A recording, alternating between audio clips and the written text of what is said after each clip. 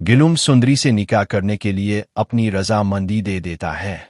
इस अहम फैसले की खबर किसी तरह दीजी को लग जाती है कि गुलाम ने किसी अनजान लड़की को अपने घर ले आया है। सुंदरी को सामने देखकर गुलाम उन्हें बताता है कि बादशाह भी इसी लड़की का दीवाना बन चुका है।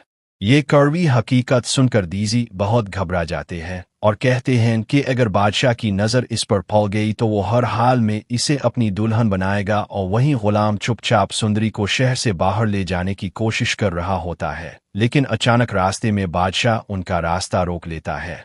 अपने दोस्त की इस गद्दारी पर बादशाह बहुत गुस्से में आ जाता है और चिल्ला उठता है, तूने मेरी ही मोहब्बत को मेरे सामने कैसे धोखा दिया। वो जोर जबरदस्ती से सुंदरी को वहां से ले जाने लगता है, लेकिन सुंदरी अपना हाथ छड़ाकर भाग जाती है।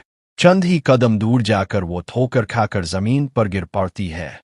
बादशाह आगे बढ़कर इसकी कलाई पकड़ता है और इसे सीधा अपने घर ले जाने लगता है, लेकिन सुंदरी बेबाकी से जवाब देती है, मैं सिर्फ गुलाम को चाहती हूँ। ये शोर शराबा सुनकर खुर्शीद वहां आती है। जब इसके कानों में इश्कुल्ली की बेटी लफ्ज़ पड़ते हैं तो एक माँ का दिल तड़प उठता है। वो आगे बढ़ती है और सुंदरी को वो कहती है, मेरे अबू ने तो बताया था कि मेरी उम्मी बचपन में ही चल बसी थी। इस गलत फहमी को दूर करने के लिए खुर्शीद अपनी पुरानी निशानी यानी आशिक अली के साथ अपना निकाह नामा दिखाती है।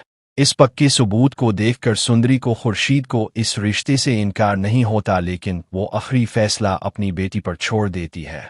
जब वो सुंदरी से पूछती है तो सुंदरी साफ इनकार कर देती है। वो कहती है, मरने के वक्त अबू ने मेरी डोर गुलाम के हाथ में सौंपी थी। मैं कुछ दिनों के लिए बादशाह को किसी काम से शहर छोड़ना पड़ता है। इसी सुनहरी मौके का फायदा उठाकर गुलाम कैद से फरार हो जाता है। जैसे ही वो हवेली पहुंचता है, खुर्शीद इसे समझाती है कि इससे पहले कि बादशाह वापस आकर कोई तूफान खड़ा करे, लेकिन जैसे ही गुलाम से सवाल पूछने वाला होता है, अचानक दरवाज़ा खिलता है और बादशाह वहां इदम कुत्ता है।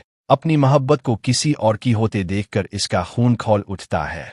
वो झपट कर गुलाम की शर्ट पकड़ता है और देवड़ता है, तूने मेरी पी। जैसे ही गोली चलती है, सुंदरी अपनी